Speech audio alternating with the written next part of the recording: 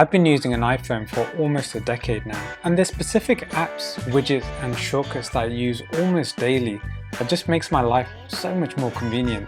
So I want to just share it in this video and hopefully it can help you too. So let's get started with the first one.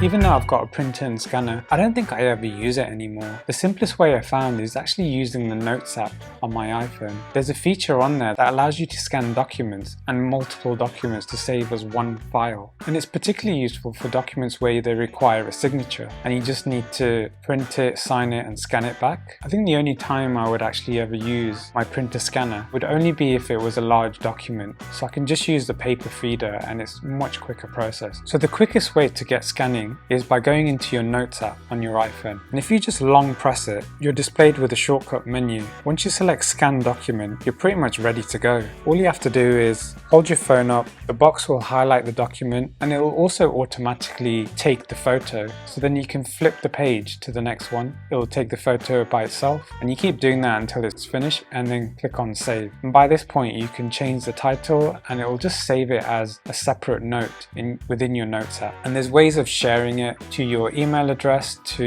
your MacBook, wherever you need it.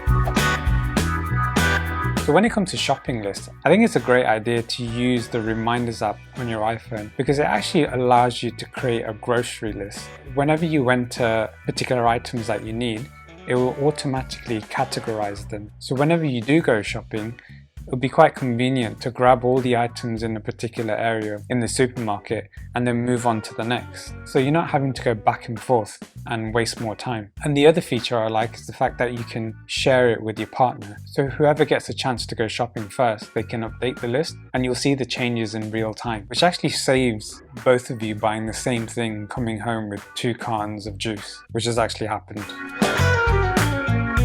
Now, whenever you're going to explore a new place and you're using your navigation on your phone, and whenever you're returning from that location, you have to enter the home address or select home from the app. I found a quicker way is just to create a widget, which just allows a swipe and a tap. Because it's something I frequently use, it's just been very convenient.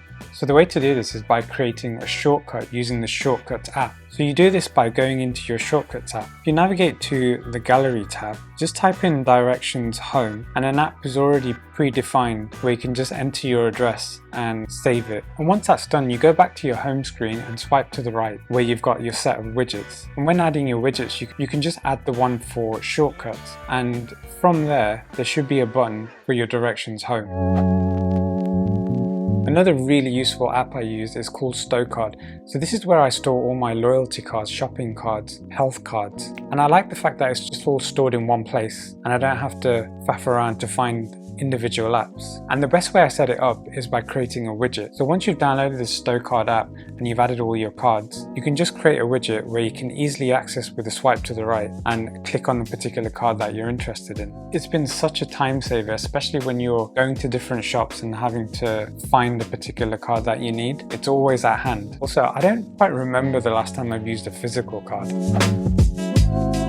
Another iPhone feature that I use pretty regularly is text replacement. Say you have to give your full address to somebody or you type your email address out. I usually find a way to shorten it by predefining a few letters, let's say, as an example, to enter my email address or my home address. And you can use it for absolutely anything. You could probably write a whole paragraph or a few sentences which can come up just by typing one single word. So you do this by going into your settings, scrolling down to General, then Keyboard, then Text Replacement. And here you can press the plus icon in the top right corner, enter the actual address or email or sentences that you want to use, and then within the shortcut field, just type the word that you'll be typing to bring up that phrase. And then once you're done, while you're typing, if you type out that little shortcut, you'll see it pop up above your keyboard, and that's when you can just select it. And I feel like it just makes everything so convenient without having to retype things over and over again.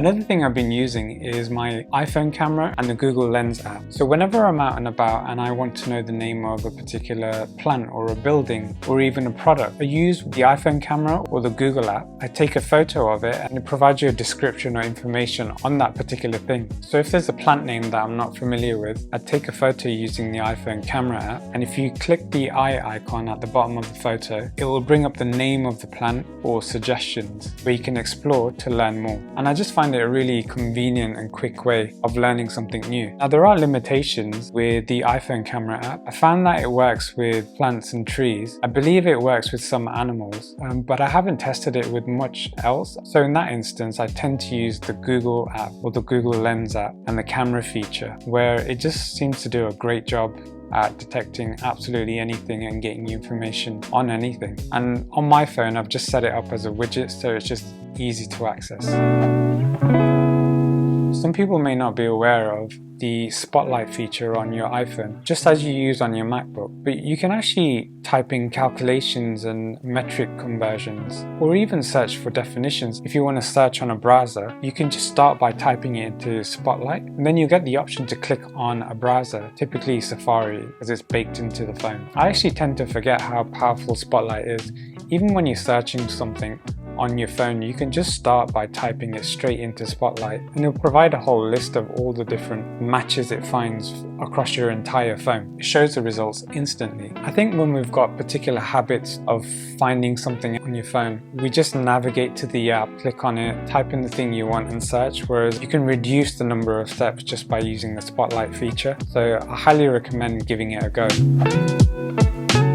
And another app I use is Lock Launcher. I think it's one of the first to come out. It basically allows you to set apps on your lock screen. So I just use the Lock Launcher app, set my frequently used apps, and then it always shows on my lock screen. The only annoying part of it is that you have to refresh the app every single day. And I'm sure there's probably a way to automate the refresh. I haven't quite figured it out, but for the time being, I'm loving the fact that if I've got an app that I'm going to use several times in a day, I've got quick, easy access to it directly on my lock screen without having to actually swipe up and go into the phone. So on mine, I've got navigation, my music player, social media apps, my reminders, and a browser which I probably rarely use because I tend to use Spotlight. So hopefully there were some features that you weren't aware of which you can start using today. I try my best to create as many helpful videos that people will actually use, and I always give my honest opinion. So if you like this one, hopefully we'll meet again in the next one.